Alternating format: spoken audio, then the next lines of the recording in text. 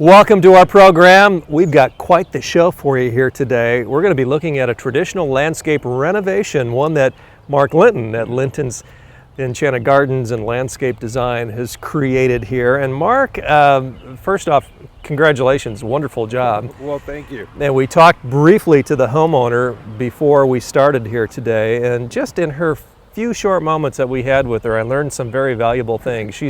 She and her husband have been in this home for 30 years, and they got to the place as grandparents now of deciding, do we go to the condo or do we stay here and make this really a postage stamp? And that's what they've done. They have. Another one of their requests was to make this low maintenance. Yeah, that's important, isn't it? It is. And so what we did was incorporate a lot of low maintenance plantings, things that don't require a lot of care so that they're not a slave to their landscape. Yeah. What I've liked too, what you've done here is you've incorporated the old with the new and seamlessly make it all look like one. And that's kind of an art, isn't it? Well, thank you. Of course, that was the goal. What we did was meet with the homeowner. We did a lap around the property and kind of assessed everything, and basically went through each individual plant, tree, and shrub and decided, how much more life could we get out of it, and so, of course, the main goal was to repurpose as much as possible. Yeah, and you've done a wonderful job with that. Now, I asked the homeowner as well, what did you like best about what Mark did? And you know what she said, of course, everything, which is a typical response. And if you would like to find out more about landscape design from the experts, just give Mark a call at Linton's. But Mark, let's get started here again, blending the old with the new, a home that's 30 years old. I think a lot of viewers at home can relate to that. I'm sure they can. Yeah. Craig, over here on the front corner of the garage, when we first came here, there was a dead weeping cherry tree. And very unfortunate, it was this huge weeping cherry tree, but actually had lived a very, very good life. 30 years worth of use out of weeping cherry tree is awesome. And the homeowner liked that tree so much that she wanted to have it replaced with another tree. So we've started out with another weeping cherry and should get another good 30 years out of it. Yeah, and looking at this family, I bet they'll stay here another 30 years. Probably. Yeah. And then we did repurpose the hostas. Those large variegated hostas were transplanted there, and they will be performing and put on a good show for the next 30 years as well. Yeah, this is just part of what we're going to be looking at here today, both the front and the side, and then later on we're going to hang around the back, aren't we? That's correct. What else here in the front, Mark? Well, Craig, the homeowner also shared with me that she was having a lot of difficulties getting access to clean her windows in that, and in fact one time she actually fell into the hedge because of very difficult access in that, and the shrubs of course had served their purpose. And so what we did was make sure that she had plenty of room in between this beautiful boxwood hedge here and the windows, not only for beautification but for safety concerns as well. You can tell they take great pride in their property. They're perfectionists just like I am.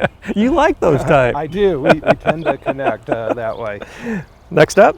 Well, we are bordering this sidewalk here with moonbeam coreopsis. Really not showing much color right now, but if you look closely, they are heavily budded, and within a week or two here, they're going to be putting on a beautiful show of color. They bloom the entire summertime with these yellow daisy-like type of flowers, and that yellow will contrast in front of the boxwood hedge, and then also our bark mulch here, which is a real deep, rich chocolate brown. We're also framing the sides of the window here on the front of the garage with a dwarf burning bush. That will grow very slowly, and then of course will turn fire engine red in the fall. Yeah, wow, what a great way to frame this side of the house, huh? Thank you. Craig, what we've got here is one of my favorite Japanese maples. This is a very unusual Japanese maple. It's called a butterfly Japanese maple. Features these green and white variegated leaves, and in the springtime you actually will see a lot more of this pink on the tips of the leaves.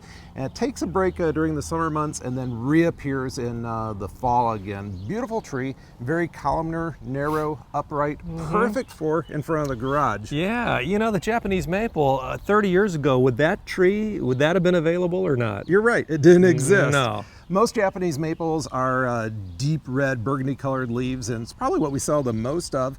And if you would put one of those trees here, those deep red or burgundy colored leaves would tend to just blend in with the brick and wouldn't even show up. So this is a perfect little tree here for some contrast. Yeah, nice contrast. I see you've done some lighting. This probably existing lighting though, isn't it? You're correct. And you decided to keep it.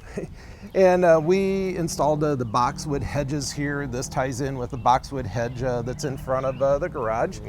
And then also there was a very large overgrown burning bush here. You can see that we came in here and did some heavy pruning on this. And actually burning bush are one of the very few shrubs that you can do some major surgery to. Very forgiving, and it will come out and flush out some new growth. They're going to get another 20, 30 years worth of use out of this. Is that right? Wow. That's exciting. Up here by the front entrance, we had just a narrow little area, a little landscape pocket. Wanted something special for there. We've got this little boxwood topiary, which gives us some height.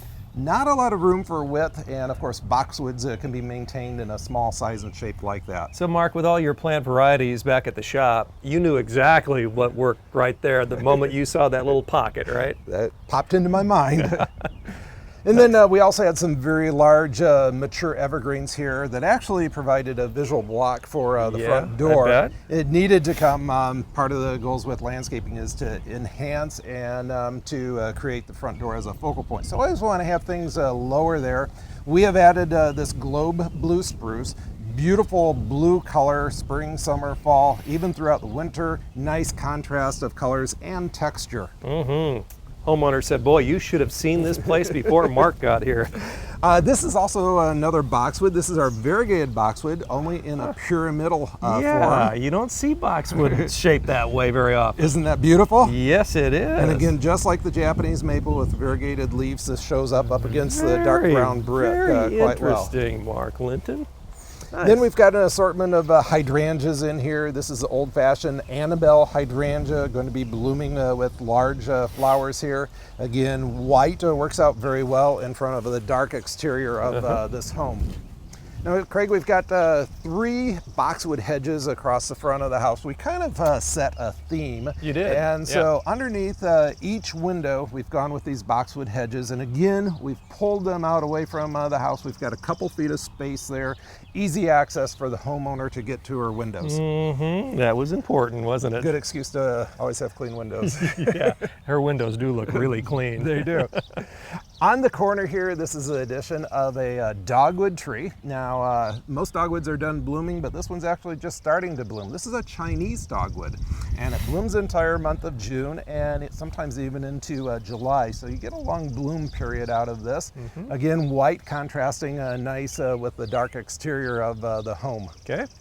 Now we're accenting the corner of the house, not only with the dogwood tree, but we've added a hemlock here. And the thought process is we need to have more bones to the landscape during the fall and the winter time. So when the Chinese dogwood loses its leaves, we're still anchoring the corner with this beautiful Canadian hemlock. Real soft to the touch.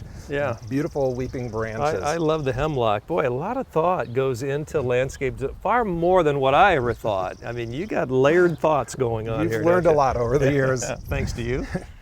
And then over here, we've got the addition of some more hydrangeas. These are beautiful limelight hydrangeas. We've got a cluster of 3 of them here, and then a 4th one down here at the end. You can see that they're just starting to form their buds. They will continue to bloom all throughout the entire summertime, reaching to be about 5-6 feet in height. We have absolutely no windows here, so we're wanting to soften the side of the house. Traditional landscape design renovation is what we're talking about here today. And Mark, you did get a hand up, didn't you, with what was here already? Lots of great potential. You know, they've done a great job maintaining their landscape over the years here, and been a joy to work with. This is a very unusual Japanese maple. Look at these tight clusters of miniature leaves here.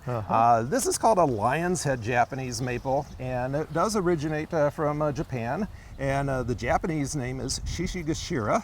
Okay. Try saying that one. No, thank you. You did well. Well, we grew it, so it's easier for me. This will turn a brilliant gold in the fall. Very dwarf, very compact, fits into the low maintenance theme absolutely perfectly. But if you look here at the side of the house is the pitch or the peak of the roof. We're wanting to have some height here. And we have framed it with these dwarf globe yews, and the reason for incorporating those on each side of that tree is when we get down here to this corner, these were yews that were already existing, and so we wanted to be consistent, and that helps tie in the new landscape with the existing landscape. How much input did the homeowner have on all of this, Mark? Oh, you know what? It really worked very well both ways. She had a lot of ideas. She also was open to suggestions as well, and so it was a give and take. It really was, and that really works out best. Personally, what I don't care for is someone who says, make it look pretty. You know, I like to customize it, like to individualize it, because everyone's really got different tastes. So you want to ask then, what is your idea of pretty, right? Exactly. Okay, good. So the backside of the house, we've got this large picture window here. Really don't want much height. Again, we've incorporated this globe blue spruce, beautiful blue color. And then these are endless summer hydrangeas, which are just now starting to come into their glory. They will continue to bloom the entire summertime. Yeah, I like those. We've talked about them so much on the inside, and then when we come out here and see them putting on the show, it really makes quite an impact. It does. Now, a lot of these plantings here were existing. We actually had a dense yew. There was actually 5 of them here, and it had died, and it's impossible to match up with these. And so we've put a taller ornamental grass that will get up here to reach about 4 or 5 feet, and then also give them some color and interest later on in the fall. Yeah, nothing worse than trying to match something that you know it doesn't look right, right? You don't allow that to happen. You know, in the next 30 years, if we put another yew there to replace what was there, it would never ever match. And so, never match. So we really needed to do something that was totally different. Could we assume, Mark, that this is the wow, maybe? One of the wows? It is, and isn't this beautiful? Yes. Homeowner has planted those hot pink geraniums. These hostas were here, the spirea was here, but we had another tree that had expired and had lived a very good life. And so this is one of our hydrangea trees here, and the reason for selecting that is behind us here we're on the patio and also have the deck. This is their outdoor living area, and so this will continue to give them color all throughout the season. Well, the homeowner is very pleased, to say the least, and it's great when you get husband and wife on the same page, and it sounds like that's the case here. It is. Yeah, well, great job, Mark. Thank you, Craig. We saw the front. We took a nice shot of the side, and now the backyard with some featured landscaping going on here. And again, this is a traditional landscape renovation.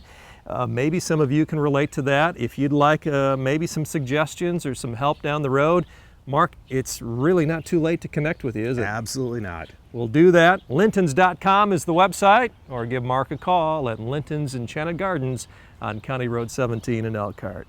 We'll be right back.